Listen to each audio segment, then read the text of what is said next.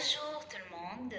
Je tiens tout d'abord à remercier Monsieur Arnold Cernan, le coordinateur du réseau international Profadel, de m'avoir invité aujourd'hui à prendre la parole et avoir l'opportunité de contribuer ou bien de participer à un événement d'une telle envergure. Donc l'objet de mon intervention sera unité dans la diversité, genre et interculturalité. Ma présentation se déroulera selon trois points. Le premier concerne unité dans la diversité, un défi et une opportunité. Le deuxième, étude empirique, système de valeurs culturelles et participation politique de la femme marocaine, dans lequel je vais partager avec vous des éléments de mon expérience ou bien de mon étude sur terrain, de l'impact ou bien des incidences du système de valeurs et des représentations sociales sur la participation politique de la femme marocaine. Pardon. Et le dernier, c'est unité et diversité, processus de conciliation. Alors, envisageons un monde homogène où les différences universelles seraient nivellées. Donc, une telle perspective, aussi séduisante, puisse-t-elle apparaître en termes d'harmonie, ne ferait qu'appauvrir notre expérience humaine. En effet, c'est dans nos diversités, nos origines, nos croyances, nos identités que réside la richesse de notre condition. Le genre et l'interactualité, dans une autre mesure, ce sont deux dimensions fondamentales de l'expérience humaine. S'entrecroisent pour façonner des identités complexes et plurielles. Le genre, en tant que construction sociale mouvante, est variable selon les cultures. Dépasse la simple dichotomie homme-femme. L'interculturalité, quant à elle, renvoie à une dynamique des rencontres des différentes cultures, source à la fois d'enrichissement et de tension. Alors l'histoire témoigne la difficulté à concilier l'unité et la diversité. Les stéréotypes et les préjugés souvent liés au genre et à l'origine culturelle, ont alimenté les conflits et les inégalités. Pourtant, la diversité est aussi un puissant moteur d'innovation et de progrès. En nous confrontant à l'altérité, nous élargissons notre horizon et développons une compréhension plus nuancée du monde. Alors ainsi, la diversité, loin d'être une source de division, est un atout précieux qui nous permet de construire des sociétés plus justes, plus créatives et plus résilientes. L'histoire ne peut manquer de marquer le poids de la culture nationale et de celle occidentale aussi dans la société marocaine. Le legs du protectorat et les périodes qui se sont succédées par la suite ont permis une certaine transformation des mentalités marocaines et un bouleversement des idées prégnantes pendant si longtemps. Alors, ces ères ont contribué vigoureusement à la dénonciation d'un certain machisme inconscient, mais si prégnant, d'un dualisme culturel et juridique qui entourait la question de la femme marocaine. Sur la scène politique, la question de l'inclusion ou l'exclusion de la femme ont apparu comme exigence pour l'édification d'un état de droit, d'une véritable démocratie. À cet égard, des mouvements féministes dotés d'un projet social cohérent ont œuvré à l'ouverture d'une nouvelle réflexion politique tout en traçant une trajectoire d'une grande envergure dans la contribution au processus de démocratisation. Alors, leur évolution est étroitement liée au débat autour de la condition féminine en termes de droits et de dignité.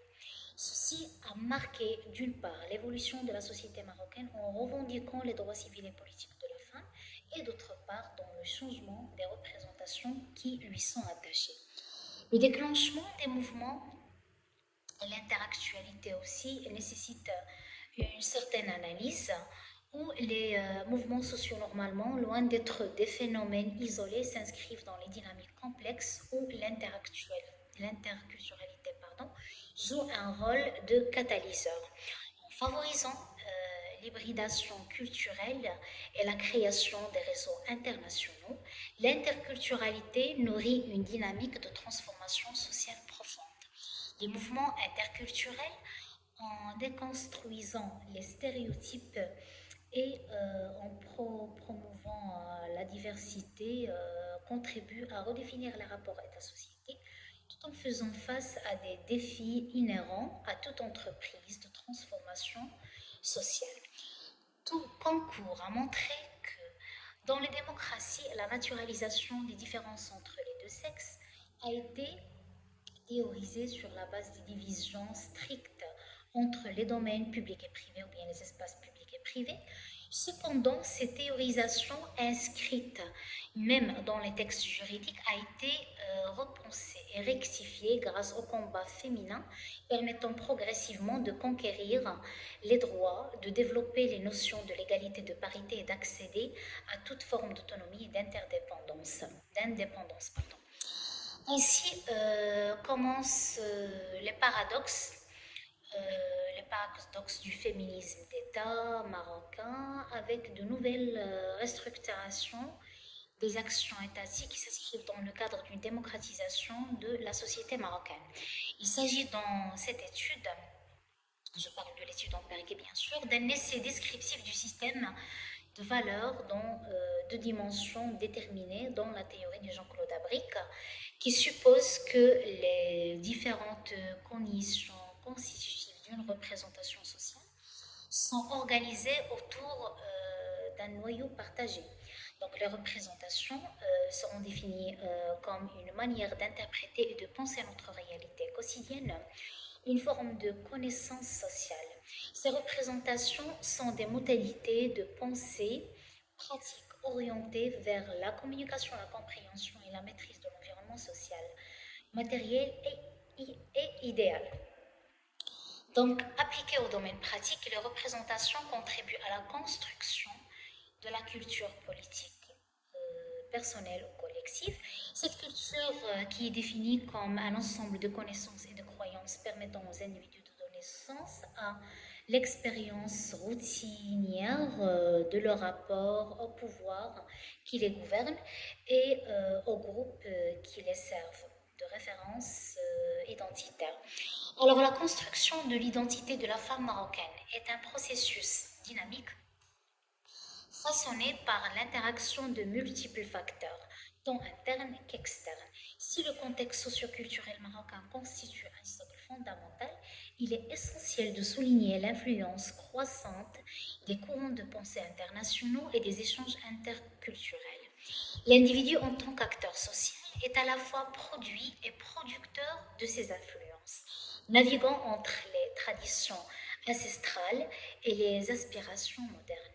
Il en résulte ainsi une interaction entre les représentations sociales et l'identité sociale. Étant donné que la femme marocaine exerçant plus souvent des tâches traditionnelles, elle conserve une représentation associée à un rôle ancestral. Mais cette situation n'est pas pareille pour toutes les femmes, bien sûr. En effet, celles qui ont l'occasion d'expérimenter d'autres sphères d'expression peuvent modifier cette représentation. Alors, de ce fait, toute pratique a forcément un effet sur la construction des représentations et non pas l'inverse. Alors ainsi, la faible représentativité politique de la femme marocaine au niveau local et au niveau international ne peut s'y limiter à la législation dans son cadre purement juridique, mais elle la dépasse vers une autre dimension sociale qui mérite une étude approfondie et récurrente. La formation et la transformation de l'identité féminine sont des processus dynamiques profondément ancrés dans les systèmes de valeurs et façonnés par des échanges culturels, interculturels. Les femmes, en tant qu'actrices sociales, négocient en permanence entre les héritages culturels, les aspirations individuelles et les influences extérieures. Les réseaux internationaux, les médias et les mouvements sociaux jouent aussi un rôle déterminant dans ces processus de transformation. En s'appropriant les discours et les pratiques féministes, les femmes contribuent à redéfinir les normes sociales et à construire les identités, ou bien des identités plus autonomes et plus affirmées. Le dernier point, qui est l'unité et diversité, qui concerne le processus de conciliation, Alors, durant bien sûr les étapes de cette étude, et bien sûr en se basant sur une étude empirique avec un questionnaire qui est basé sur les différentes valeurs de Schwarz et aussi sur la théorie de postmodernisme de Engelhard et bien sûr d'individualisation. Alors, elle a aidé à donner, elle a contribué à donner une idée sur la façon par laquelle on peut bien sûr faire développer et évoluer ces valeurs et ces normes afin de les rendre universelles, modernes et universelles. Le troisième point, bien sûr, unité, diversité, processus de conciliation. Alors, en se basant sur cette étude empirique, j'ai essayé quand même de mettre en place des éléments fondamentaux pour qu'on puisse vraiment contribuer d'une façon considérable à évoluer, innover ces types de valeurs traditionnelles pour avoir bien sûr un contexte qui est adéquat à cette participation et adéquat au développement des valeurs modernes et des valeurs universelles. Et ce processus-là, il est bien sûr basé sur quatre éléments. Je parle dans ce cadre-là de l'éducation, selon Pierre Bourdieu, qui a parlé de la socialisation. Alors pour lui, la socialisation consiste à l'intériorisation de l'extériorité et l'extériorisation de l'intériorité.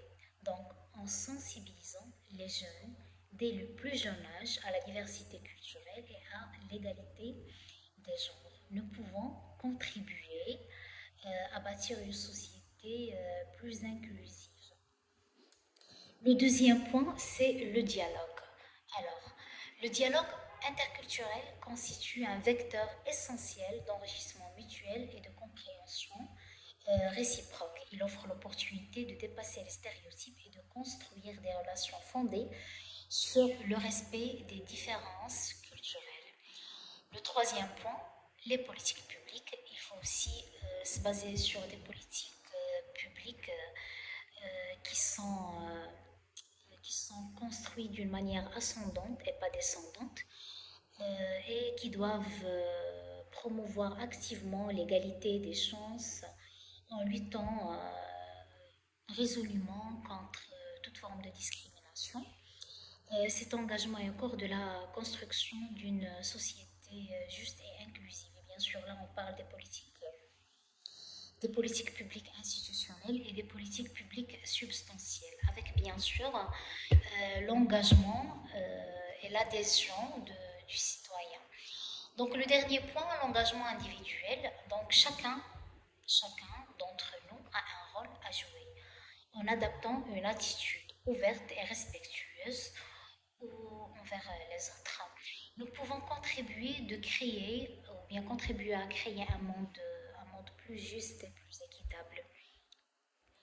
Quelquefois, cela ne peut être réalisé spontanément, bien sûr, mais il nécessite un sentiment d'effort qui diffère de celui musculaire, attentionnel ou intellectuel, puisqu'il ne tend ni à exécuter ni à connaître, mais à vouloir. Il s'agit de l'effort volitionnel. En conclusion, l'unité dans la diversité est un défi majeur de notre époque, mais c'est aussi une opportunité de construire un monde plus riche, plus créatif et plus solidaire. En célébrant nos différences, tout en affirmant nos valeurs communes, nous pouvons vivre ensemble en harmonie. Et merci.